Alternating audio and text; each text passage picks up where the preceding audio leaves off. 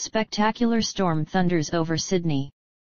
A gigantic storm front moved in over Sydney yesterday and residents were quick to upload dramatic pictures of it to the internet.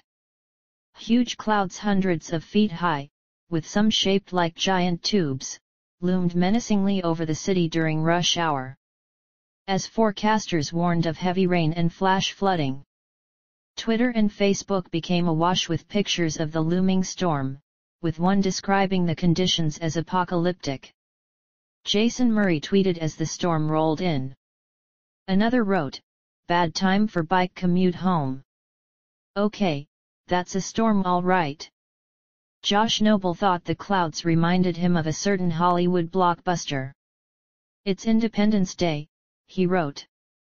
The clouds completely dwarfed the city's landmarks and the storm forced flights to be diverted. Torrential rain, meanwhile, created severe road delays, with reports of jams several miles in length stretching back from Harbour Bridge.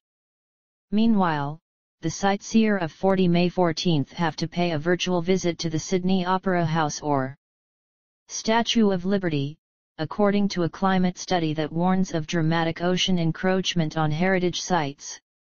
While modern civilization is fascinated by the pyramids of Egypt, Rome's Colosseum and the Parthenon in Greece, much of this inheritance as well as our own cultural legacy may be lost to sea levels rising as much as 1.8 meters due to global warming, researchers said. Out of more than 700 listed UNESCO World Heritage Sites, nearly 140 risk being flooded in 2,000 years' time. They projected in a study published this week in the journal Environmental Research Letters. These also include the Tower of London, Venice in Italy, Japan's Hiroshima Peace Memorial and Robben Island in South Africa where Nelson Mandela was imprisoned for 18 years. The calculation is based on sea level rises associated with temperatures 3 degrees Celsius higher than pre-industrial revolution levels. The UN targeted maximum rise is 2 Celsius. Our analysis shows how serious the long-term impacts for our cultural heritage will be if climate change is not mitigated.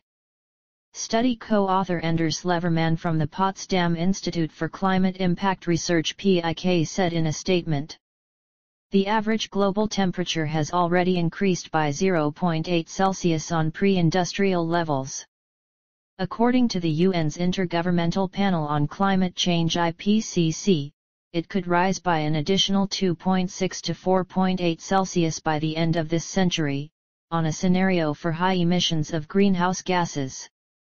Leverman and his team set out to study the impact on cultural heritage of climate change, a phenomenon whose effects are usually measured for nature, the economy and agriculture.